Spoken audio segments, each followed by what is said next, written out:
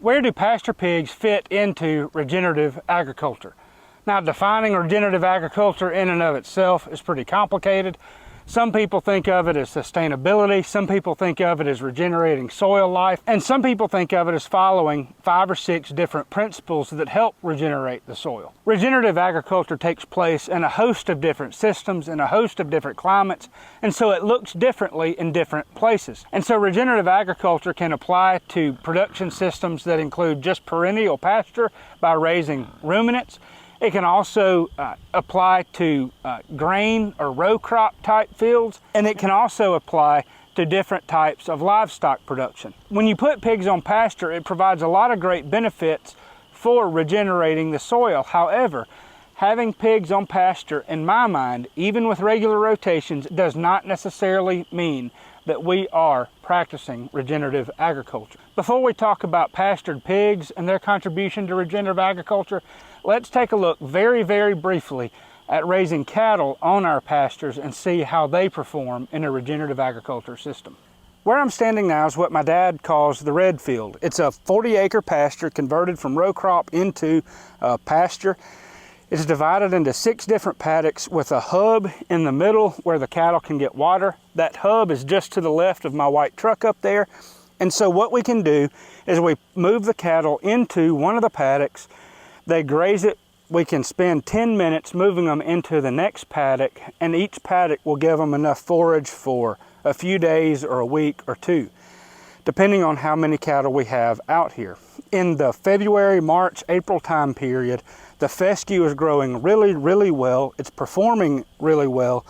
There's a 20 to 30% stand of Durana clover in the paddocks, along with chicory, dock, plantain, and all of those help increase the protein and reduce the effects of the endophyte from the tall fescue. Last year we had about 100 cows and calves grazing on this pasture for about 3 months, and they gained about 2 to 3 pounds per day per animal. The field just performed really, really well. So the benefits of ruminants in regenerative agriculture systems is that you can graze ruminants in a pasture setting, rotate them, they help regenerate the soil, it improves the soil, and things work out really, really well. Greg Judy does an outstanding job of doing that. He has his rotations much quicker than ours are. Another way that ruminants can be used to improve fields is that many people, Young Red Angus does this, Gray Brown has talked about doing this as well. And what they do is they grow cover crops, graze them with their livestock. It helps regenerate the soil. They get the benefit from the manure, they get the benefit from the roots in the soil, and it makes a world of a lot of difference. The problem with this system, though, is that it works great for ruminants, but it does not work very well with monogastrics like pigs. Just to give you a little bit of idea where this red field is in our current production system, we had some outstandingly cold weather on December 22nd. It's now mid-March. So right here you can see where ruminant systems fit really well into regenerative agriculture. The cold weather we had killed off a lot of the fescue. It's now starting to regrow from the growing points, so it's green. But what's happening, the Durana clover is growing up in the bare areas. So even if there's a hard freeze and you don't see green growth, there's still a living root in the soil. And so these legumes will be growing much faster than this fescue will over here in these bare areas. So having the animal impact, minimum disturbance, soil cover, and always a living root works really, really well in this rotational grazing system that we have for cattle.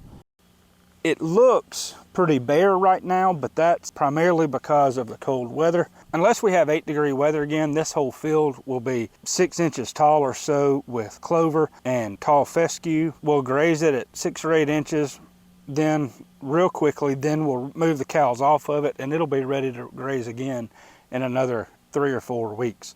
It's just amazing how fast it performs. By finishing cattle on grass, yes, we can produce healthier livestock, better quality meat, but the biggest benefit is that it does not require any kind of input of grain to grass finish an animal.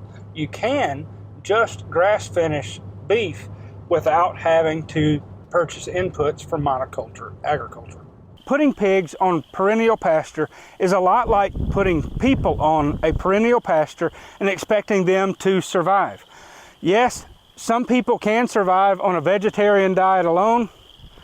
I'm not sure that I can, although I probably should. For people to survive on a vegetarian or vegan diet, they need very special nutritional requirements. So just like humans living on a grass-only diet in a perennial pasture are not very productive, likewise pigs cannot be either. However, if you grow very specific nutritious crops that meet their nutritional needs, we can offset a world of a lot of their dietary inputs from good pasture. So unless you use perennial tree crops like a lot of what Mark Shepard does, I don't know that you can do that with perennial crop. However, annual crops can be grown to help supplement or provide the vast nutrition of the diet of pastured pigs. Cool season legumes include things like Austrian winter peas and different clovers.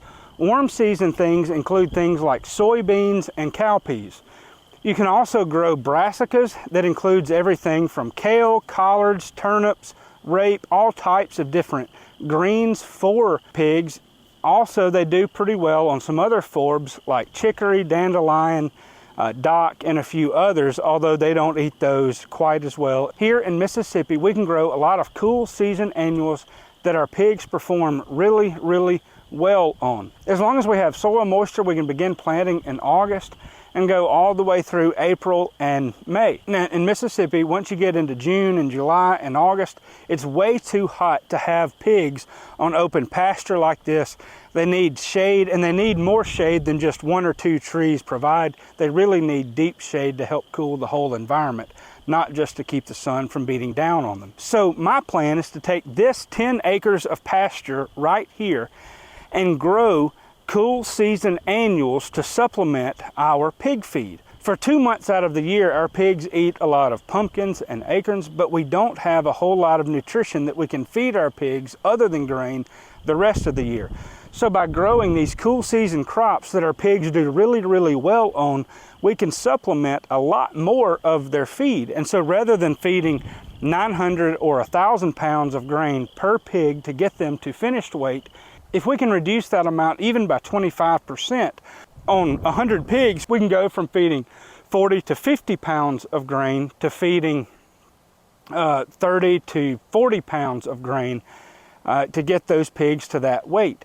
That not only saves us a world of a lot of money, but the biggest impact is it does not require reliance upon grains produced in monoculture agriculture. But one thing that I think people often forget, any crop that grows in a monoculture is not particularly great for the environment. But it's hard for birds, various insects, and everything else to thrive in a monoculture. If we can reduce the demand on grain and increase a diversity of crops produced on our farm, not only do we reduce feed cost and reduce the cost to our customers, not only do we produce a better quality meat, not only do we increase the soil life dramatically on our farm, not only do we sequester more carbon into our pastures, but we do so by relying upon monoculture agriculture to accomplish those goals. Now, in the overall scheme of things, our farm isn't going to make a whole lot of difference in monoculture agriculture, but it can help. I realize that this is a bit of a touchy subject for a lot of people, but the grains that are produced go by various standards. You can have just typical conventional grain. Sometimes you can get grain produced locally, and that helps reduce the travel footprint that the grain has to come to the farm. You can also have non-GMO grains, which help. It reduces GMOs. It helps reduce the use of glyphosate in that in fields and all, and that's really great as well. You can also have organically produced grains. But here's the catch. All of those systems have their benefits and their downsides, but even despite all their benefits, they're still grown primarily in a monoculture. If I can produce a large portion of my pig's feed on this 10 acres, what you'll find is over the course of a year, I'll have 25 to 35 different crops growing in this ground. That's a world of a lot of diversity. We'll have things from wheat, cereal rye, ryegrass, oats, Austrian winter peas, 4 or 5 different types of brassicas. We'll also have 2 or 3 different types of clovers. So our sorghum Sudan grass cover crop mix is the workhorse for soil health on our farm. It sequesters more carbon than any of our other cover crop mixes. Our pigs do not graze it most of the time because it is just so hot. However, we can graze that warm season cover crop mix with our cattle and produce some outstanding grass finished beef. Our warm season cover crop mix includes things like sorghum Sudan grass, hybrid pearl millet, brown top millet, buckwheat, rape, purple top turnips, forage brassica, sunflowers, okra, cowpeas, soybeans, and several others when we can get our hands on them. That cover crop mix in and of itself can include 10 to 20 different items in addition to the cool season crops. So in this 10 acres, we can produce much more diversity that helps feed soil life, helps sequester carbon, helps increase songbird populations.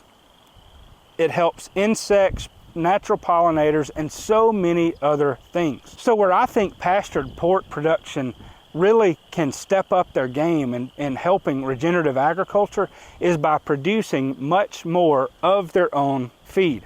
I know a lot of producers that are doing it with ruminants, but the only person I know who's doing this, a perennial system, is Mark Shepard.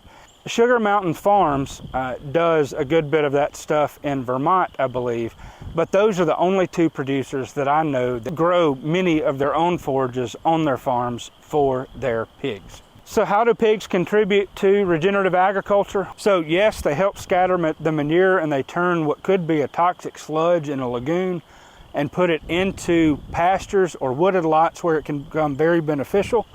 But where I see the need for more robust improvement with pastured pork production is by growing much more of our feed on our farm. And I don't know many producers who are doing that. So it's Rob from Dowdle Family Farms. Take care. I hope you have a great day. Leave a comment in the description. Give this video a thumbs up if you liked it. And we will see you next time.